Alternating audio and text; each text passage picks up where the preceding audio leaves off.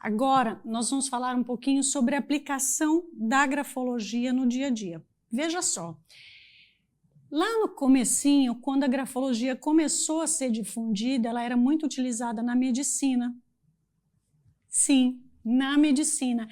Muitas doenças eram identificadas a partir da escrita e eu consigo explicar o porquê. Você sabia que quem escreve não é a sua mão? Quem manda o comando para você escrever é o seu cérebro, é o seu sistema nervoso central. Então, tudo aquilo que está contido na sua personalidade, que está contido no seu corpo, vai para a escrita por meio dos movimentos.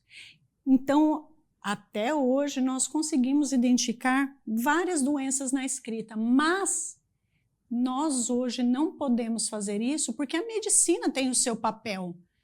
Hoje existem tecnologias, existem aparelhos, existem exames que são até mais efetivos e pegam coisas que a grafologia não pega. Nós temos aí uma linha de informações e de patologias que surgem na escrita, mas nós não podemos opinar sobre o assunto. E aí já fica a dica para você que vai seguir a profissão de grafólogo, não incorrer nesse erro. Nós não podemos dar diagnóstico, esse papel é dos médicos. Então, assim, a medicina antigamente utilizava a grafologia para identificar a patologia. Depois foi avançando, foi aumentando nessa lupa aí, aumentando a quantidade de profissões que passou a utilizar a grafologia. Um exemplo, clínica terapêutica. O que a gente consegue com a grafoterapia? Diminuir a ansiedade, aumentar o foco, melhorar a respiração por meio da grafoterapia. Já é uma vertente da grafologia. Nós temos na área da educação orientação vocacional. Também é possível fazer por meio da grafologia. Não é o método mais utilizado, mas ele também é válido para essa área. No ambiente empresarial, nós temos o recrutamento e seleção. Consigo identificar competências por meio da grafologia? Sim, e hoje é a área em que mais se utiliza a grafologia. O que nós conseguimos identificar com a grafologia? Competências, comportamentos, conduta, relacionamento intrapessoal, relacionamento interpessoal, personalidade de risco, traumas, infância, uma série de informações que podem ser usadas tanto para o autoconhecimento, se é esse o propósito do seu trabalho ou se é para isso que você está fazendo o seu curso, mas também para quem vai fazer recrutamento e seleção e vai trabalhar ali com a seleção de pessoas baseada em competências ou em perfil comportamental. Dentro dessas áreas, você vai ter um grau de assertividade que fica ali entre 80% e 93%. O que nós temos de importante na grafologia? Quando ela é aplicada por alguém que tem conhecimento, que já tem uma envergadura, tem uma linha de estudos, você consegue uma assertividade tão boa ou melhor do que várias outras ferramentas que já existem no mercado. Lá atrás ela era aplicada na medicina, mas hoje inquestionavelmente, né, sua maior aplicação é dentro do recrutamento e seleção. Alguns países como França, Suíça, Estados Unidos, aproximadamente 80% das grandes corporações já utilizam a grafologia nos seus processos seletivos. E aqui no Brasil, apesar de não ser tão divulgado, várias empresas de grande porte, principalmente as multinacionais, utilizam grafologia para colocar pessoas certas no lugar certo. Vejam só alguns exemplos de empresas que utilizam a grafologia para o recrutamento e seleção. Nós temos a CIA, nós temos o FBI, nós temos o Bank of America, nós temos a Coca-Cola, Harvard, IBM, Nestlé, Toyota, Ford, muitas outras que vocês podem consultar nesse link aqui embaixo. Veja aqui. Aqui eu coloquei o link para vocês, se vocês tiverem a curiosidade de consultar empresas que estão utilizando a grafologia no dia a dia. Alguns bancos nacionais, bancos multinacionais, frigorífico, laticínio, grandes redes de empresa utilizam, apesar de não divulgar, porque esse é um assunto ainda não tão conhecido, mas muito efetivo e por isso eles utilizam. Vamos aqui para algumas observações sobre a escrita. Crépy-Jamin, um francês, identificou 175 características presentes em cada escrita. Mas isso considerando alguns parâmetros quase que isolados. Quando a gente começa a conjugar e fazer interpretação desses itens de uma forma mais ampla, isso sobe absurdamente. Nós conseguimos hoje identificar, no mínimo, 270 traços de personalidade em uma redação de aproximadamente 20 linhas. Quando misturadas entre si, tais características revelam incontáveis tipos de escrita, bem como uma conjugação de personalidade que exigem estudo e dedicação. Não esqueça que esse é um curso básico. Esse curso aqui é para vocês despertarem o interesse para aumentar o conhecimento. Vejam que eu comecei a estudar lá em 2015, até hoje não parei. Quanto mais a gente estuda, mais a gente percebe que tem coisa para aprender. O escritor, ele evolui a sua grafia com o passar dos anos, deixando o seu modelo escolar e adotando formas personalizadas, o que fornece informações de como seu comportamento foi se moldando, em que estágio ele está. Se você pegar a sua letra, se você tiver algum arquivo de letra de anos anteriores ou até mesmo da sua infância, você vai perceber o quanto evoluiu. E essa evolução é natural. Porque se a grafia ela evolui com o passar dos anos, você evolui com o passar dos anos, não tem por que a sua letra não acompanhar a sua evolução. Afinal de contas, ela não vem de cima. Se você evolui, se você ganha conhecimento, se você passa por um trauma, qualquer situação que tenha na sua vida, vai influenciar na sua escrita. Tuane, será que muda mesmo? Todas as vezes que acontece um grande evento na nossa vida, independente do evento, vai acontecer uma mudança na escrita e ela é inconsciente. Não é confiável fazer análise de rascunho. O que é rascunho? Tuane, encontrei a letra do meu chefe, encontrei a letra do meu filho escrito numa agenda. Não incorram nesse erro. Vou explicar por quê. Vamos dizer que estou aqui trabalhando, recebo um telefonema e aconteceu alguma coisa desagradável, me causou um nível de estresse.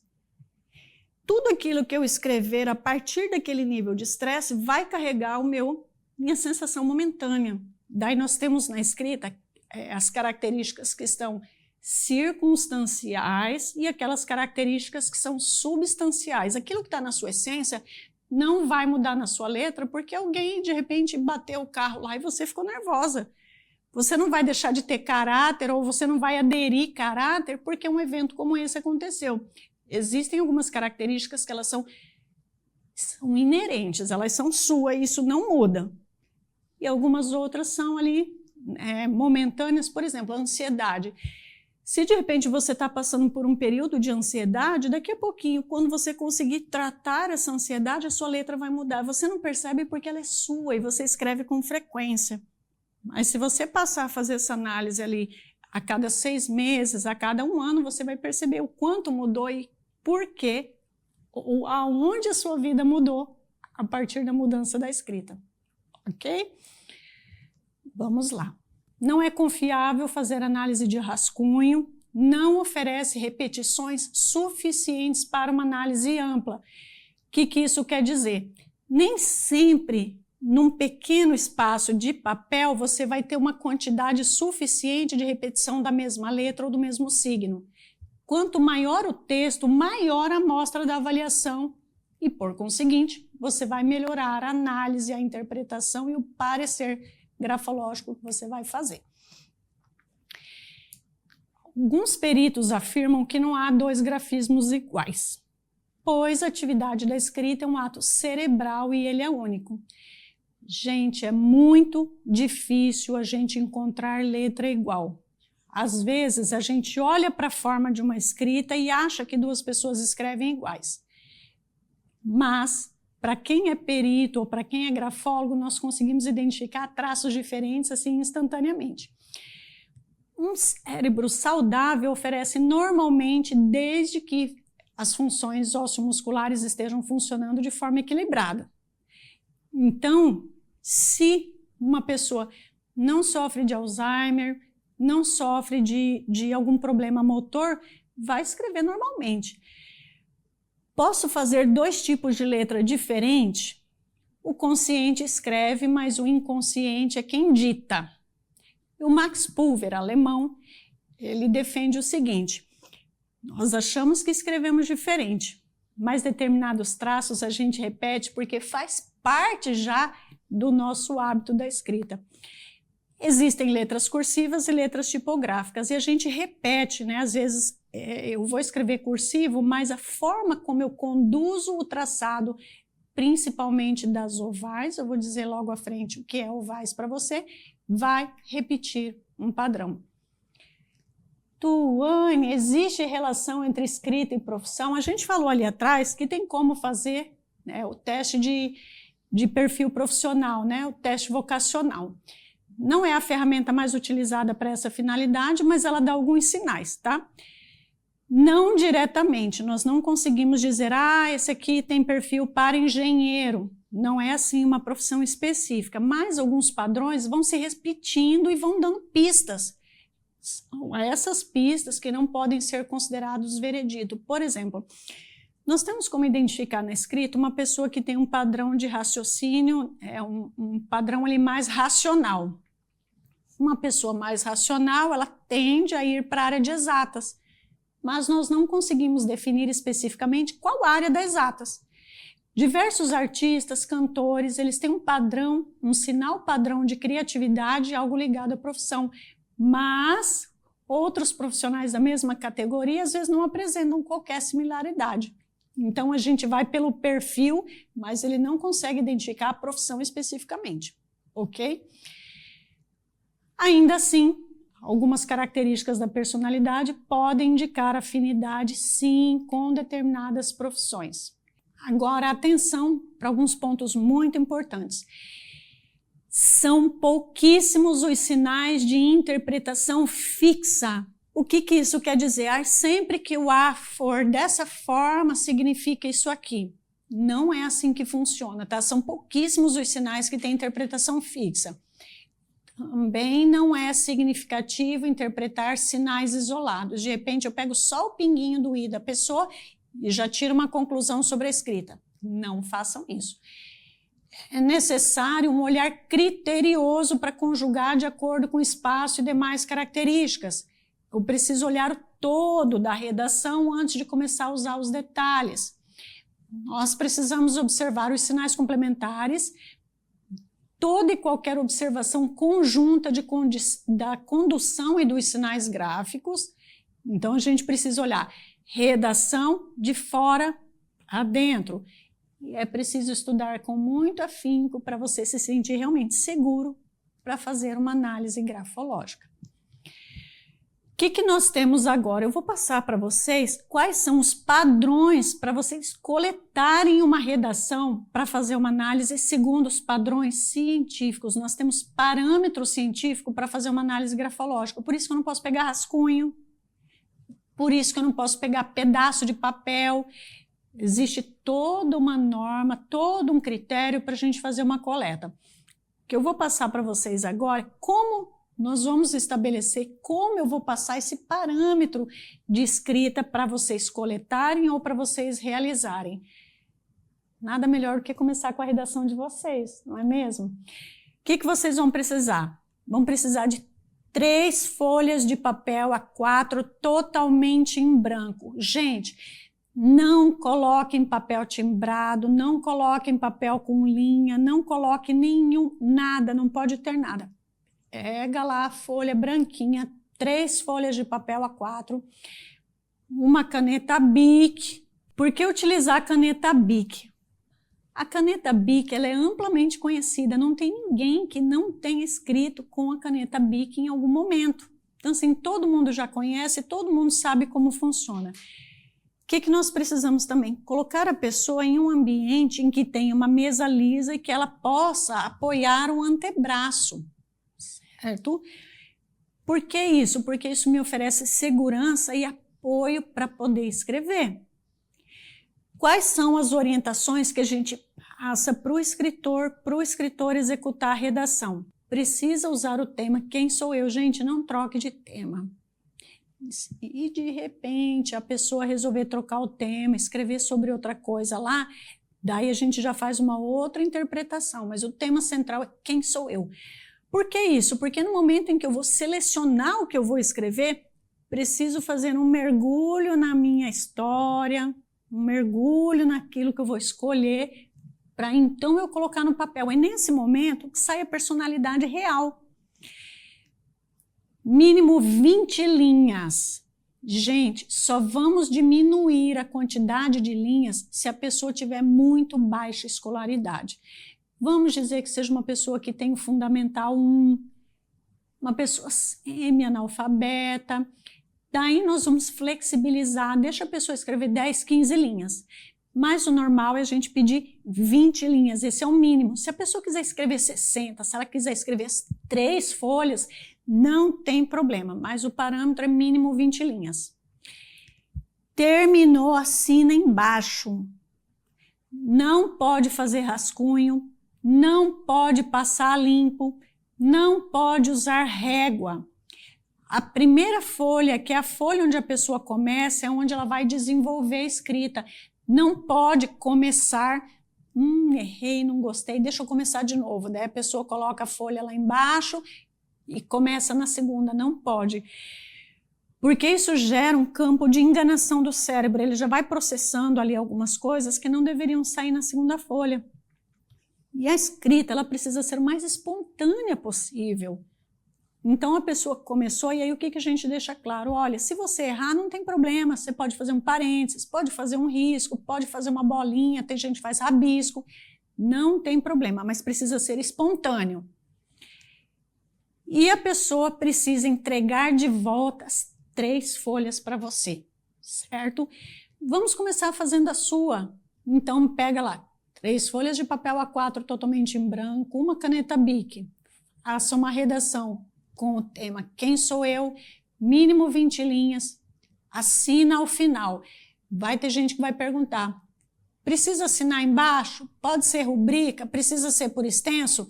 Aí a gente deixa livre, a pessoa pode escolher, isso já é um tônus da personalidade. Não fazer rascunho, não fazer tópico, não passar limpo, não usar qualquer tipo de régua ou objeto para facilitar a direção das linhas e não pode ter interrupção. O que eu quero dizer com a interrupção? Não pode atender celular, não pode atender uma pessoa que entrou na sala, porque eu quebro o raciocínio. Vamos dizer que eu começo a escrever e entra alguém na sala e me passa um problema. Aquele problema já vai interferir na minha escrita e eu posso incorrer num erro de interpretação sem nem saber o que aconteceu, tá? Porque a grafia ela pode mudar nesse momento em que acontece uma interrupção. Muito simples, tá? Se de repente vocês forem aplicar a grafologia em pessoas que têm menos alfabetização, menos conhecimento, aí vocês precisam ficar de olho porque tem pessoas que costumam burlar. Já aconteceu comigo situação de a pessoa pegar a régua para escrever em cima da régua, ela não fez o risquinho, mas ela escreveu em cima da régua. Tuane, como é que a gente descobre isso? Porque a base da letra vai ficando quadrada. Vou dar um exemplo para vocês aqui na prática, como funciona essa simulação por meio da régua. Vamos dizer que está a folha, às vezes a pessoa ela vira, ela vai criando uma falsa régua. Dela vai escrever aqui, por exemplo, vou escrever a palavra amanhã.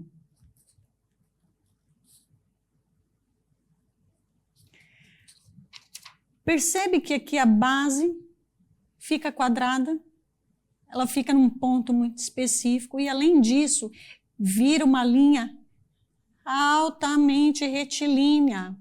Isso são sinais de que ou a pessoa virou a folha ou a pessoa usou uma régua. Voltamos aqui agora para o que acontece com a régua. Algumas vezes eu vejo os empresários colocando a pessoa, o candidato, para fazer a redação e coloca ele no escritório. Algumas pessoas elas procuram um item reto para poder fazer essa base na escrita, porque ela tem dificuldade de equilibrar a sua escrita na folha. Não pode, precisa ser o mais espontâneo possível. Então a pessoa escreve, não importa se vai para cima, se fica sinuoso, se vai para baixo, se fica reto. Uma pessoa que escreve naturalmente reto, ela não precisa de régua. Aí eu já vi situação em que a pessoa não encontrou uma régua, daí ela virou a própria folha. Isso não pode acontecer, certo? Orientações básicas são esses que estão no slide. Se você precisar, revisite, leia, releia antes de você começar, para você não ter interrupção. Faça uma redação do início ao fim, sem nenhuma interrupção. Mas, Tuane, eu preciso parar para pensar, para escolher o que eu vou colocar no papel. Não tem problema. Se de repente você escrever um parágrafo e, nossa, o que eu escrevo agora? Tá tudo bem. Esse processo é normal.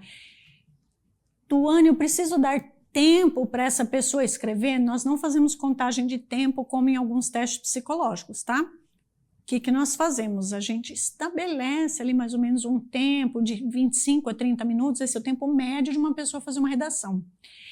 Se a pessoa terminar muito rápido, é um sinal de agilidade mental. Se a pessoa demorar demais, já aconteceu de eu acompanhar uma redação e a pessoa demorar 2 horas para entregar uma redação. Isso pode acontecer com você também. Isso quer dizer que a pessoa tem dificuldade de executar um processo. Ou porque ela não entendeu no começo, ou porque ela fica preocupada com o resultado da entrega no final. Mas não se perca nesses detalhes agora. Você vai ganhar um tempo, esse aqui é o seu último exercício nesse módulo, você vai fazer a redação, depois não passa limpo, hein? Você vai fazer a redação e ela vai ser o parâmetro para a gente começar a fazer o estudo da personalidade. Nos vemos no próximo módulo.